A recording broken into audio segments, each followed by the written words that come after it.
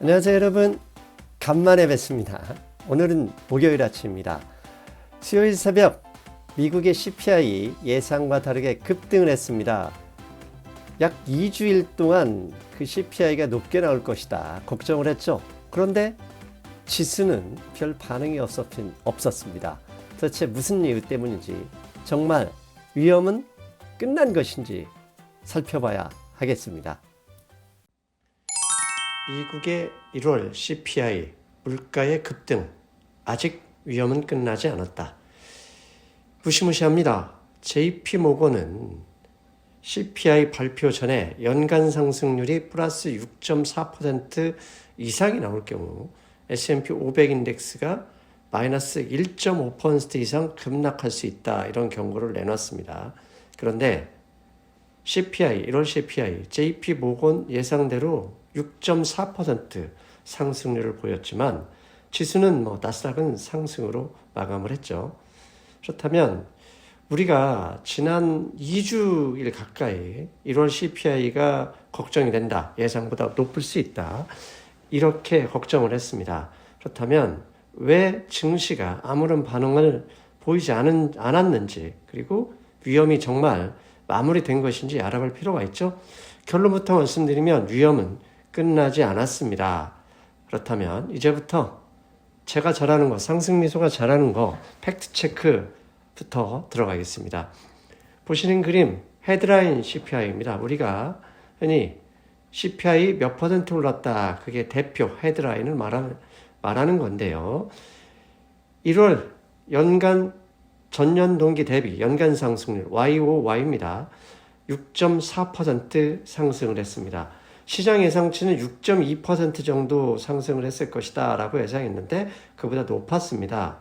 그림만 보면 지난 6월 9.1% 상승률을 보인 이후 계속 하락하고 있기 때문에 하락세에 이어지고 있다, 이렇게 판단할 수 있지만 월간 상승률을 보면 좀 다른 이야기가 나올 수 있습니다. CPI 월간 상승률은 0.5% 상승을 보였습니다.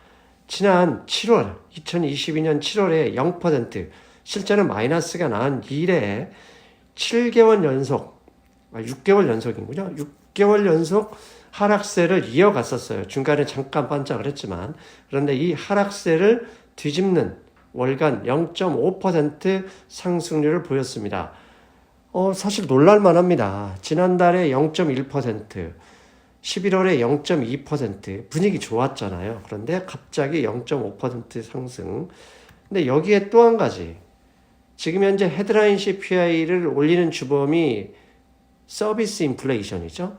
주거비를 포함한 렌트 인플레이션 등등 다 포함해서 코어 앤 코어, 즉 서비스 인플레이션 수치 7.6%, 지난달 7.518%보다 또다시 상승했습니다. 도대체 잡히지 않는 이 서비스 인플레이션. 그런데 이 세 가지만 보면 모든 것이 엄청 올랐다, 이렇게 볼 수 있어요. 그러나 항상 보이지 않는 것을 볼 수 있어야 되죠. 근데 보이지 않는 것, 어렵게 찾을 필요 없습니다. 그 인플레이션 지표 발표된 미국 노동부 홈페이지에 가면 모든 자료가 있기 때문에 그것을 살펴보니까 두 가지 중요한 포인트가 있었습니다. 하나는 상품 인플레이션. 이 상품 인플레이션은 지난 6개월간 계속 하락하고 있었잖아요. 파월 의장도 그에 대해서 충분히 인지하고 있다, 이런 발언을 2월 FOMC에서 해서 발언을 하셨었죠. 두 번째, 인플레이션 비중, 즉 서비스 인플레이션에서 차지하는 주거비 가중치, 이 부분에 약간의 변화가 있었다. 이 두 가지가 숨어 있었습니다. 그렇다면 먼저 상품 인플레이션부터 살펴보겠습니다. 상품 인플레이션에서 가장 중요하게, 그다음에 시장에 관심을 갖는 게 에너지입니다. 에너지, 지금 보시는 그림은 에너지 부분의 월간 상승률입니다. 맨 오른쪽 2023년 1월 에너지 월간 상승률은 2%를 기록했고요.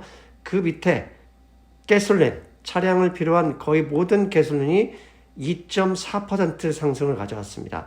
즉 헤드라인 CPI가 월간 0.5% 상승했다는 것을 감안하면 에너지 가격이 1월에 2%, 그다음에 가솔린 가격이 2.4% 오르면서 이거 앞으로 계속 오르지 않을까 겁을 내죠. 그런데 옆으로 보시면 지난 7월 이후 7, 8, 9, 10 약 7개월 동안의 월간 수치를 보여주고 있는데요. 가운데 에너지 전체를 보면 7월에 마이너스 4.7, 8월에 마이너스 3.9, 9월에 마이너스 1.7, 10월에 잠깐 반등했다가 11월과 12월에 역시 마이너스 상승률을 보였습니다. 즉 7월에서 12월까지 계속해서 떨어지고 있었기 때문에 1월 반등은 기술적 반등 수준밖에 되지 않는다. 계속 지난번 방송에도 말씀드렸지 않습니까? 물가가 하락하는 것은 없죠. 단순히 페드 중앙은행이 원하는 건 물가 상승률이 둔화되는 것을 의미합니다. 그래서 약간 오른 거 나쁘다고 볼 수는 없어요. 완전히 떨어지면 저기에 종사하는 사람들 일자리가 날아가기 때문에 한 7개월 연속 빠졌으면 한 달 정도, 한 달, 두 달 정도 잠깐 올라도 됩니다. 즉 에너지 가격은 충분히 하락하다가 반등한 것이니 상품 인플레이션에 대한 걱정은 하지 않아도 된다. 이렇게 말씀드릴 수 있고요. 두 번째, 서비스 인플레이션의 핵심이 주거비입니다. 지금 붉은 박스로 보여준 거 쉘터, 주거비를 의미하는데요. 서비스 인플레이션이 월간 0.5% 올랐을 때 저 안에서 비중을 차지하는 주거비는 월간 0.7% 상승했습니다. 즉 주거비가 서비스 인플레이션을 거의 다 올렸다 이렇게 봐도 되는데요. 이 주거비 이게 중요한 포인트가 있습니다. 뭐냐면 작년 12월까지 이 주거비 인플레이션 주거비 부분이 전체 인플레이션에서 차지하는 비중이 33%였었는데 올해 1월 1일부터는 개정이 돼서 34.4%로 확대되었습니다. 즉 주거비 인플레이션의 비중이 높아졌고 상승률이 0.7%가 돼버리니까 헤드라인 CPI, 코어 CPI가 둘 다 오를 수밖에 없었다. 이렇게 볼 수 있고요. 지금 주거비 인플레이션이 월간 0.7% 올랐다 말씀드렸잖아요. 이게 밑에 보면 이 주거비의 0.7% 상승이 어떤 비중, 어느 정도의 비중을 차지하냐. 헤드라인 CPI 0.5%가 올랐는데 주거비가 0.7% 오름으로써 50% 상승 요인이 되었다. 즉 헤드라인 0.5% 중에 주거비 혼자 0.25% 올렸다. 그런 의미입니다. 두 번째, 근원 CPI에서 근원 CPI는 월간 0.4% 상승했는데요. 주거비가 혼자서 0.7% 올랐다는 것은 전체 비중의 60%를 주거비 혼자 올렸다. 그런 의미입니다. 그래서 헤드라인 CPI가 올랐고 근원 CPI도 올랐지만 1월 CPI 보고서에서 핵심은 서비스 인플레이션, 그것도 핵심 주거비 부분이 인플레이션을 계속해서 올리고 있는데 주범이 되고 있다. 그런 의미입니다. 그러니까 한마디로 서비스 인플레이션이 계속되는 한 물가 잡기 힘들겠네. 이게 컨센서스인데 이럼에도 불구하고 증시가 올랐어요. 서비스 인플레이션이 계속 오른다는 얘기는 중앙은행, 미 페드가 계속해서 금리를 인상할 가능성이 높다. 채권금리가 CPI 발표하면서 급등을 해버렸잖아요. 2년 만기 채권금리가 4.6%를 넘었고 6개월 만기 채권금리는 5%를 넘겼습니다. 이렇게 상황이 심각한데 증시는 올랐어요. 왜? 이렇게 높은 CPI에도 증시가 별 반응을 보이지 않았느냐. 그게 중요하죠. 지난 2월 1일 FOMC를 마치고 파월 의장이 기자회견을 했었잖아요. 기자회견에서 기자가 현재 CPI 하락하고 있는데 그리고 하락하고는 있지만 만만치 않다. 이 대해서 물어보니까 파월 의장이 이런 이야기를 했습니다. 주택시장에서 인플레이션은 계속 상승할 것이다. 그러나 신규 리스비가 조금씩 낮아지고 있어 결국은 하락할 것이다. 즉 금리 인상의 레깅, 후행 데이터로 주택시장에 영향을 미칠 것이다. 이렇게 미리 이야기를 했던 겁니다. 그래서 증시가 어제 별 반응을 보이지 않았다는 것, 나스닥 중심으로 오히려 상승으로 마감했다는 것은 파월 의장의 저러한 주거비 인플레이션에 대한 사전 경고가 있었기 때문에 투자자들이 놀라지 않았다 이렇게 볼 수 있습니다. 그렇다면 파월 의장의 경고, 디스인플레이션 발언이 CPI 급등에도 불구하고 먹히고 있다 이렇게 볼 수 있다. 그러면 위험이 다 끝났냐 이렇게 선언할 수 있을까요? 아니요, 그렇지 않습니다. 어떤 면을 봐야 되냐면 지금 보시는 그림은 위에는 2년 만기 채권금리고요. 아래는 나스닥 지수입니다. 지난 3개월간 차트인데요. 보시는 그림처럼 왼쪽에 붉은색 표시, 이게 애니메이션으로 표시될 것 같은데요. 위에 채권금리가 4.5%에서 4.1%까지 1월 달에 순식간에 빠졌어요. 디스인플레이션, 그 다음에 페드 피봇에 대한 기대감 때문이었죠. 반대로 밑에 보면 나스닥 지수는 채권금리가 하락한 만큼 상승을 보였습니다.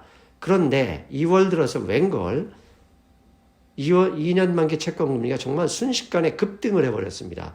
4.1%에서 4.60까지 채 2주가 걸리지 않았어요. 그런데 밑에 나스닥 지수 채권금리가 오른 것에 비하면 아직 빠지지 않았습니다.